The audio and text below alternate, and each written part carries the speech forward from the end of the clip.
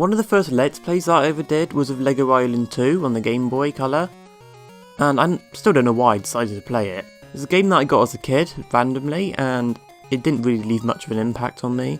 I'm playing it again when I did that Let's Play. While it was a nice nostalgic trip, admittedly it did kind of scream out to me how bland that game is, for the most part. Lego Island 2 essentially is an action exploration game with very, very light action and very light adventuring. Essentially you just have to explore the area you're currently in to figure out how to get to the next area and then eventually the end of the game, which if you know what you're doing will take you about 30-45 minutes. And there's like no replay value. There are cards to collect, but I don't think anyone cares about that. And you can connect to another Game Boy to swap cards, but I just don't imagine anyone ever did that. I mean, that would require you to have 2 copies of the game and 2 people willing to play this. There are some positive aspects of the game.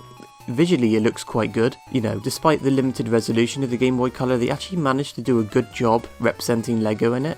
And it also has a consistent frame rate. It's clearly not 60 frames a second, but it's consistent and there doesn't seem to be any lag anywhere, at least not from what I can remember. And the music is of good quality as well. In fact, there's some legitimately great chiptunes in this, like the underground music and the ocean music, which I'll play some samples now.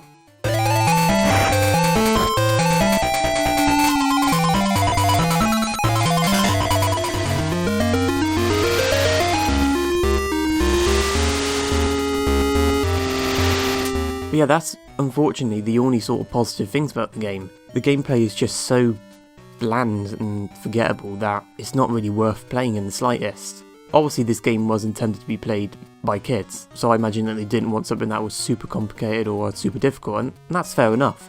But I played this game as a kid, and I didn't get much out of it. In fact, I think what makes this game even more disappointing is the fact that at the same time, I was playing Flash games online that were much more involved and complicated than this and more fun.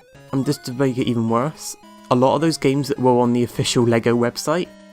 So how can games that you can play online for free be better than a game that you have to pay for? It's just bizarre, and it kind of makes this game feel like it was just a bit of a cheap cash grab, because obviously the original Lego Island was a smash success. I didn't play the original Lego Island for the most part. I played like 5 minutes around a friend's house, so I didn't have any sort of nostalgia for Lego Island itself. But I can imagine if you were a kid at the time and you loved the original Lego Island and you played this, you'd have been thoroughly disappointed. But yeah, Lego Island 2 on the Game Boy Color, not something I recommend. I'd like to try the PlayStation 1 version, but I'm not exactly going to actively seek it out. It'd be one of those games that if I happen to come across, I'll buy it if it's cheap. And maybe I'll do a review. Or maybe not, it depends how lazy I am.